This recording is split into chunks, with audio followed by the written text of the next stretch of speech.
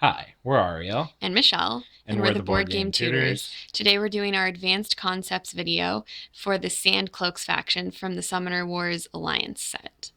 Let's go ahead and get started here. Okay, so this first card just shows the starting setup for the Sand Cloaks. And then you can flip it over, and it tells you the unique thing about this deck is you have no basic event cards anymore. These are all special event cards.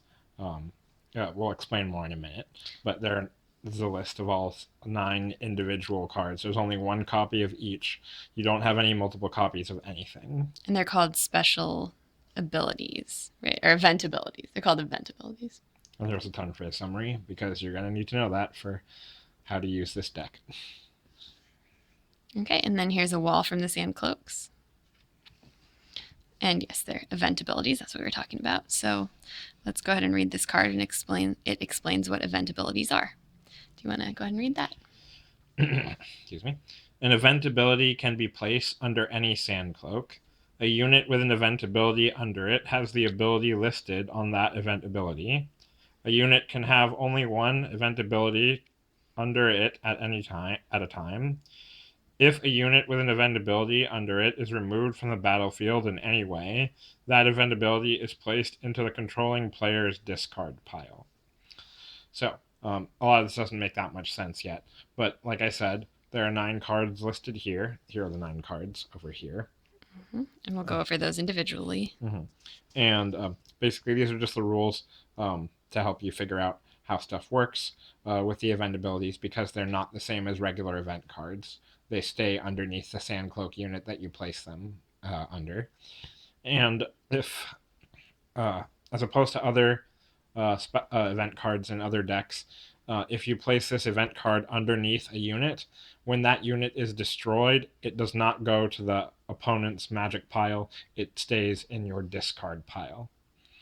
So at no point does your opponent ever get 2 cards from killing a unit with an event ability underneath it.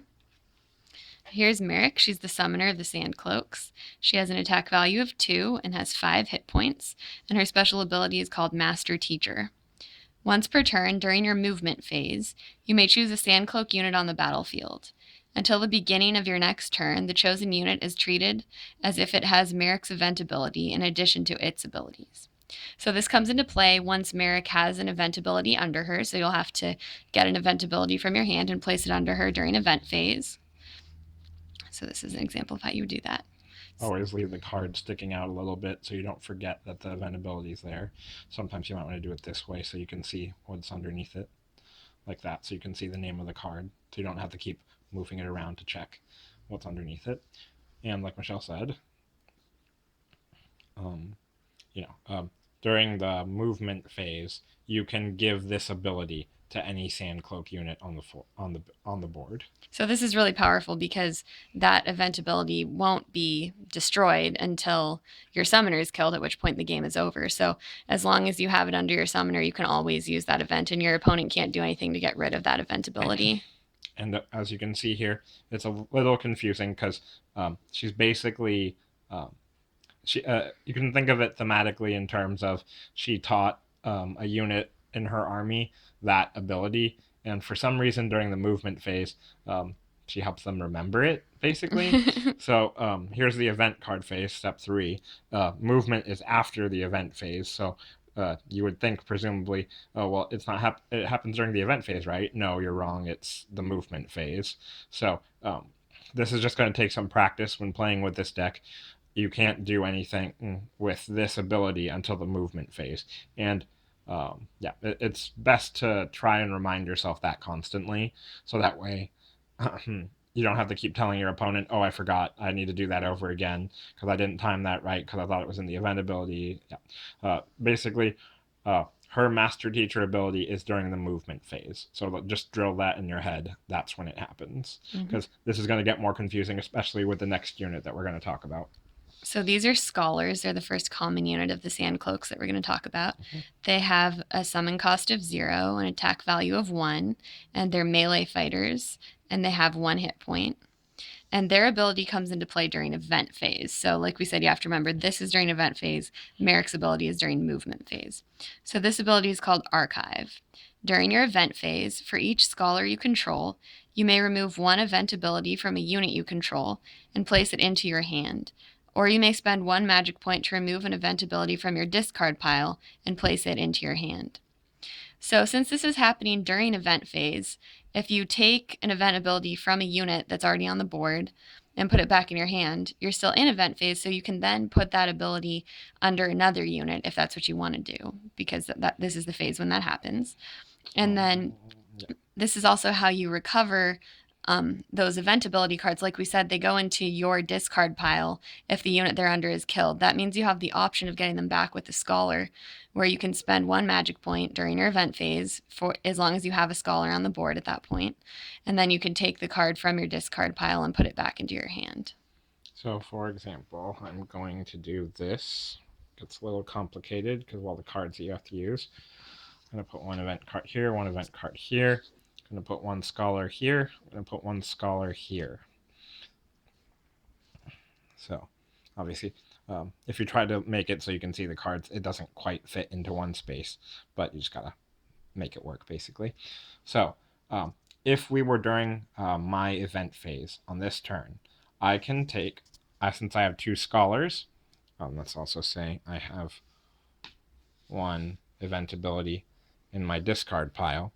So I could take this Blitz card off of the Scholar during my event phase, take it, put it into my hand. I could also grab that one because I have two Scholars, so I can do two actions. Or, instead of grabbing that card, I could pay one magic. I don't have magic right now, but if I paid one magic, I could take this card out of my discard and put that in my hand. Now I have these two cards. I can redistribute them as I wish during my same event phase because I haven't left the event phase. So I could put these however I wanted to. Maybe I wanted to put this card underneath Marek, right here, like so, and this one over here, like that. So this is going to take a lot of practice for you to remember. Basically, these event cards, you can do either one. So like, let's say I'm going to use this Archive with this Scholar and take the card away, and I'm going to use Archive with this Scholar and take one out of my discard. You just have to be clear. You only have one action for each Scholar. So one Scholar cannot perform both actions on the same event phase. So that's something important that you need to remember. Mm-hmm. And yeah, that's basically the Scholars.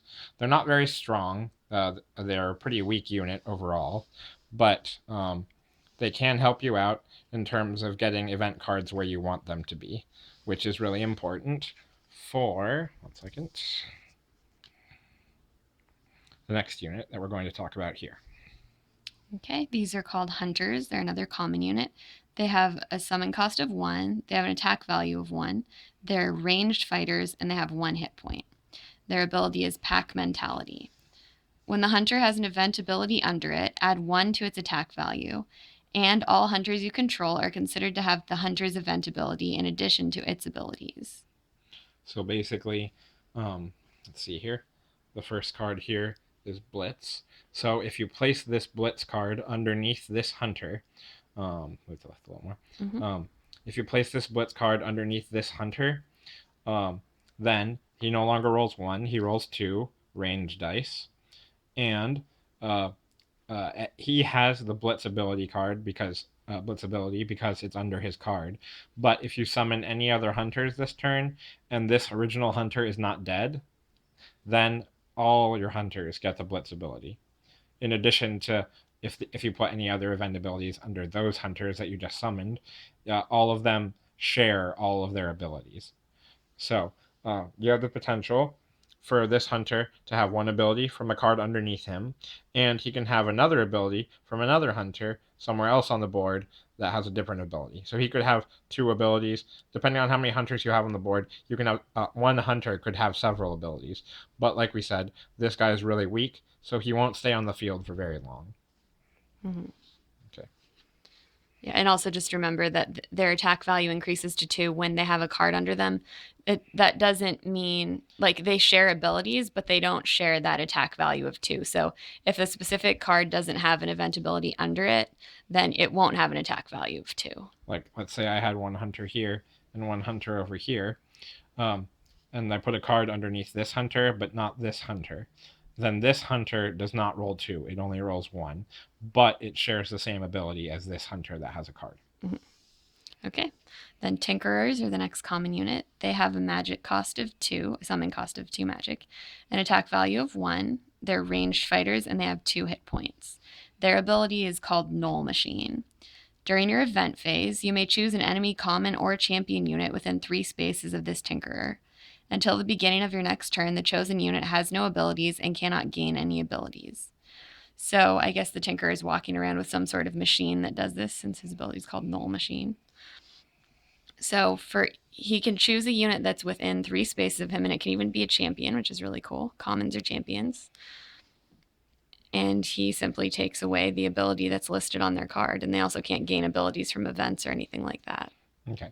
And so one thing that you want to notice is this happens during event phase. So at the same time as you're deciding if you want to move any event abilities using your Scholar's Archive ability, you also need to use the Tinkerer's Null Machine ability, because that happens during the event phase. You can decide not to use it, but usually, unless you're fighting a specific faction where this doesn't work, for example, we're going to talk about in the future the Deep Benders. They are not affected by Null Machine, except a few of their units. I think a few of their champions are the only ones who are affected, because, for example, in the Deep Benders, they have a way to counteract that, basically. So when you choose a unit 3 spaces away, 1, 2, 3. Yeah, that one's too far. Here, so here or here, 3 spaces away. One way to remember that this ability is no longer in effect, if you have any token, probably not a wound token here, because that you might get confused there, but if you have any tokens or anything like that that you can use to obscure the lettering on that card, that helps you remember for 1 turn only, this unit no longer has this ability. So that's pretty crippling for some people, and also that actually helps some other cards. So you have to be careful about what you use Null Machine on, but for the most part, it's usually bad for your opponent. So that's all we need to talk about. And the Alliance's set does come with poison markers, so you might take a poison marker out of the box and put it on there to show that the ability is blocked. Right. So like if you have a poison marker with you, and you know that the 2 armies you're fighting with don't have poison markers normally, you can use those poison markers instead of wound counters to cover up the text here. So that way your opponent knows I can't use this special ability next turn. So that's that. Okay. Okay. Let's go ahead and start with Barston. So he's the first champion that we're going to talk about. He has a summon cost of 6, an attack value of 2, is a ranged fighter, and has 5 hit points. His ability is called Cover Fire. After attacking with Barston, you may choose a common unit you control that is within 2 spaces of Barston. Move the chosen unit up to 2 spaces. So, fairly straightforward. Pretty straightforward. So, basically, you just have to see after attacking with him. So this is during your attack phase, actually after attacking with him. So it's not at the end of your attack phase necessarily, unless he's the last person you attack with. Right. You can use him, for example, you can use him, and then you also choose, after he attacks, then you can choose a common unit within 2 spaces, so that's within 2 spaces. So, for example, you might use him to kill someone or attack somebody with his 2 dice, and then use his Cover Fire ability to move another common unit 2 spaces away. So now they're in an area that your enemy didn't anticipate them being, and then you could attack with this person on the immediately after using Barston's special ability. As long as you have an attack left. So obviously you want to time that correctly. Yeah. So you can do that, and it actually is a pretty thematic usage of Cover Fire in the game. So yeah. Okay. That's Barston. Then we have Fink. Do you want to read this one? Sure. He has a summon cost of 4, an attack value of 3, is a ranged fighter, and has 3 hit points. Okay. So he's a Sand Goblin guy with a illuminated manuscript book for some reason, and a sword. And I don't know how he can attack from range since he has a sword and a book in his hand. Maybe he throws the book at you. I don't know. And it And it's bounces all back. bright and hurts your eyes. That's why he rolls 3. I don't know. Anyway, his special ability is called Copy. At the beginning of your turn, you may choose a unit within 3 spaces of Fink. If the chosen unit has any event abilities, Fink is also considered to have those event abilities until the beginning of your next turn. So, the important thing that we need to notice about Copy, it says at the beginning of your turn. So, if you summon Fink during the summon phase, which is step 2 of the turn phase summary, he cannot use Copy on the turn that he was summoned, because that is not the beginning of your turn anymore. Mm-hmm. Summon phase is 2. So, basically you have to summon Fink, you have to progress through the turn phase, you have to let your opponent have a turn, and then when you're back to right before draw, that's when you use Copy. So he cannot use Copy on the turn that he was summoned. He has to wait until the following turn in which to use Copy. And it's only event abilities. You can't use this to copy enemy abilities unless you're fighting Sand Cloaks versus Sand Cloaks. Right. So it's a limited usefulness ability. It can be pretty helpful though if you time it right, and and it's also within 3 spaces. So it's kind of limited. He rolls 3 dice at range, which is pretty useful, and he has 3 hit points, so he's not going to stay alive for very long at all. Okay. Okay. Then the last champion is Bauble. He has the summon cost of 5, an attack value of 2, is a ranged fighter, and again has 3 hit points like Fink. His ability is called Survivalist. When Bauble is attacked, before dice are rolled, you may discard an event ability card from under Bauble to ignore any wound markers that would be inflicted by that attack. So one important thing here that's somewhat crippling is you have to decide before the dice are rolled. So you can't wait and see whether the dice would be successful. You just have to decide whether or not you want to get rid of your event ability at that point. And of course, you have to have placed it under him before this happened. 1 second. So if Bauble had this card underneath him, and Fink, let's pretend he's an enemy champion, he was rolling 3 against him. So your opponent would have to declare, I'm attacking Bauble with Fink, or my champion. And so before dice are rolled, you would have to say, well, there's a decent chance I might die, but do I want to chance it? Do I want to get rid of this event ability? Okay, I'll get rid of it. So you get rid of the event ability, and you have to discard it. So that would go into your discard pile over here, and then Fink would roll 3. 2. So he would have gotten 2 wounds from that attack, so no wounds are done because he is a survivalist, which I don't think is really a word. Not a very good English word. All right, so that's that. So that's how Bauble works. That's how Bauble works. And now let's go ahead and get started with event cards. We're going to start with 2 of the ones that we're going to do some examples for first. Okay. So this is called Blitz. When this unit attacks an adjacent enemy unit, it may also attack up to 2 other enemy units that were adjacent to this unit at the beginning of that attack. Resolve each attack separately. So the unit that has Blitz under it is going to be able to attack up to 3 units as long as they're adjacent to it, and they have to be enemy units. And it points out that they have to be adjacent to this unit at the beginning of that attack, because occasionally there are units that you might have in this deck, like if you do deck building, for example, that they might have a way of like moving within the attack phase. And if they did that, they wouldn't be able to attack a unit that they moved next to. So that's pretty specific. That doesn't usually happen. But basically, the unit that has Blitz can attack 3 units that are surrounding it as long as there's no strange movement that happens in the middle of that. So, for example, let's say Bauble has Blitz. Hunter's an enemy right here. Barston's an enemy right here. You'll more often than not come across this sort of situation where you have 2 units adjacent, so he can attack both the Hunter and Barston. Occasionally, you'll get into a situation where he's surrounded on 3 sides. It doesn't happen often, but occasionally it does happen. And then you could attack all 3 of these people. If there wasn't a 4th person here for some strange reason, and he was completely surrounded, he could not attack all 4. He would have to choose 3 units to attack. Right. And it says resolve each attack separately. So, yeah, we'd have to roll twice against the Hunter, twice against Barson, twice against Fink. Right. Okay, so let's go ahead to the next one. Okay. This is called Flee. When this unit receives 1 or more wound markers, if it is not destroyed, you may immediately move it up to 2 spaces. So this is a rare thing where you're able to move a unit when it's not your turn.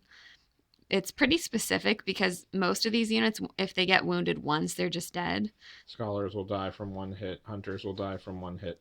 Only Tinkerers and Champions will not die from 1 hit. Right, so you probably wouldn't put this under a Hunter or a Scholar unless, like for the Hunter, you might put it under them just to get the extra die. Right. But yeah, so basically if your unit gets wounded but isn't killed, then it can move away. And yeah, all these event ability cards, you can put them under any Sand Cloak unit, even your Summoner. Mm-hmm. And so, so like all of these abilities that we're discussing right now, if you put them under Marek, during your movement phase, she can teach any of these abilities to any other unit on her side of the basically anybody on her army. Yeah, and it can only be, of course, the ability that's under her, and she can only have 1 at a time. But whichever one is under her, she can teach it to any single one of her units on any given turn. And yeah, so that's the one. She's the one person in this whole army that is not limited by distance. Almost everybody else has some sort of distance limitation of who it can affect or when it can affect other cards based on distance. But she is not. Like she can use her ability on anybody anywhere on the board that is part of her army. That is also a Sand Cloak, obviously. Right. Okay. So next, so Flee, you might use this, for example, with one of your champions, like for Bauble. And so if the enemy unit attacks you, yeah, that was successful. Now Bauble can move. He gets 1 wound, and he can move 2 spaces. I believe that's right. Yeah, up to 2 spaces. So he could go here, here. So that might prevent him from getting attacked by another unit that was in position to attack him. Right. Like, for example, if there was a Scholar right here, then that Scholar cannot attack him because this Scholar is a melee fighter and this is a ranged fighter. So if the enemy, if your opponent was being more strategic, they would attack with the melee fighter first in the hopes that their ranged fighter would still be in range to attack your unit. Yeah, and that might or may not happen depending on which direction you're able to move. Right. Okay, so that's that. Okay. Next one. So Escape right here, it's similar to Flee, but the difference is that Flee happens when you're wounded. Escape, you don't have to be wounded for this to work. It says, after attacking with this unit, you may spend 1 magic point to immediately move this unit up to 2 spaces.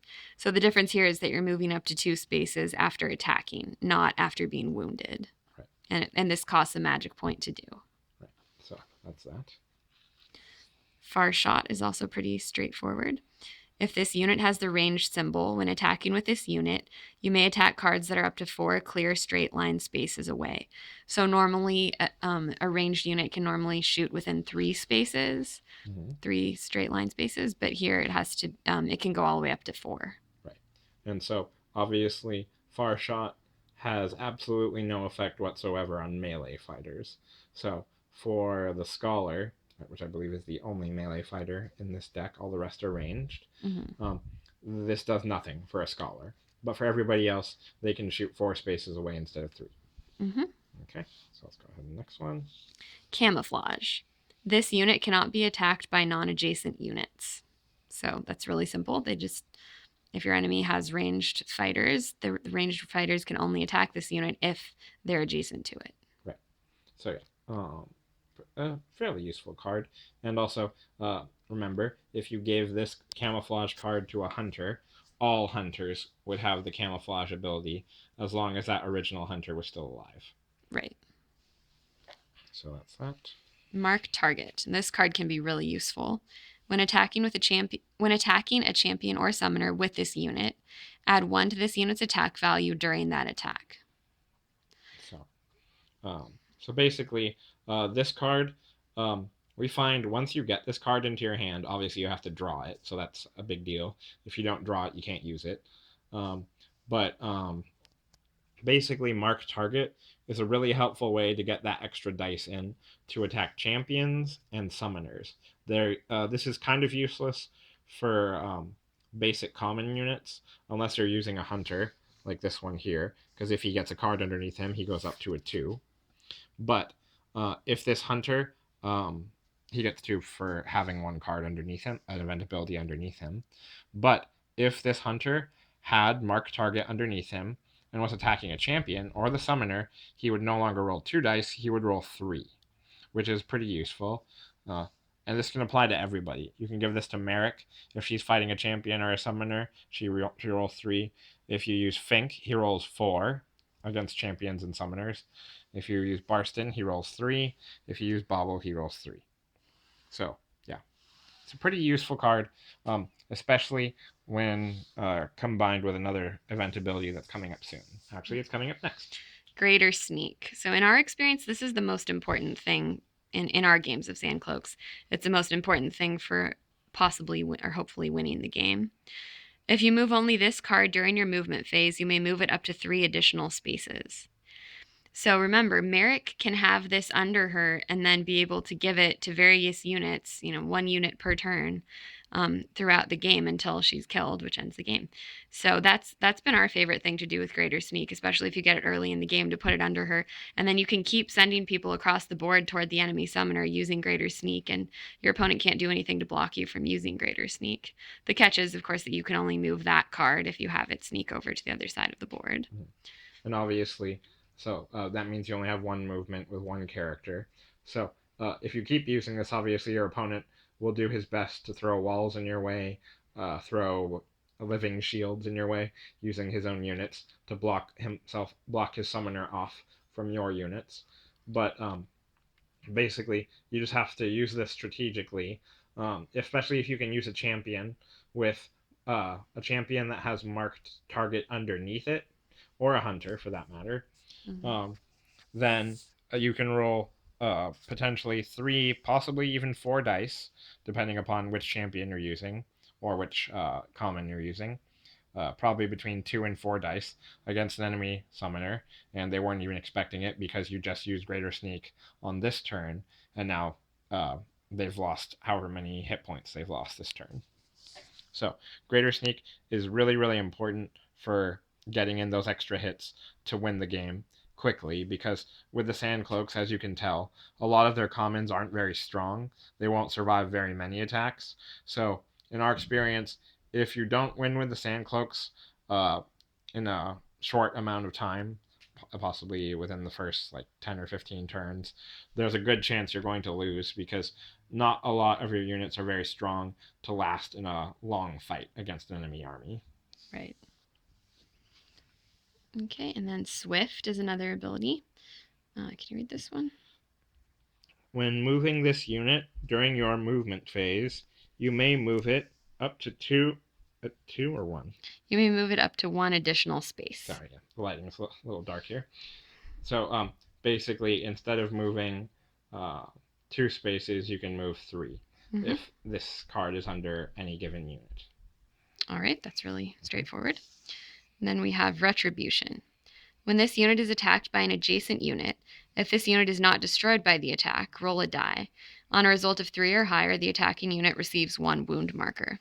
So basically, this lets one of your units, whichever unit you gave it to, it lets them fight back whenever they're wounded. Wounded? I can't see. If it's not destroyed by the attack. So when it's attacked and not destroyed, it gets to attack back. Okay, so I think got attacked by this common unit, and we'll die. Okay, so 3, and it got attacked, and he got 1 wound. So Fink is wounded by 1, but now he can use Retribution, roll a die, 5. That unit is now dead because it only had 1 hit point to begin with, and so yeah, that was Retribution for you, because the person who attacked him died. So that's pretty cool. You don't usually get to fight back immediately in this game. Yeah. So basically, this happens during your opponent's attack phase, and yeah, So, yeah, Retribution can be useful. All right, and those were all the cards for the Sand Cloaks faction from the Alliances set for Summoner Wars. Thank you guys for watching. Let us know if you have any questions, clarifications, and please subscribe to our channel for more content on Summoner Wars and a bunch of other board games on a regular basis. All right, thanks so much for watching. Okay, thanks guys. Bye. Bye.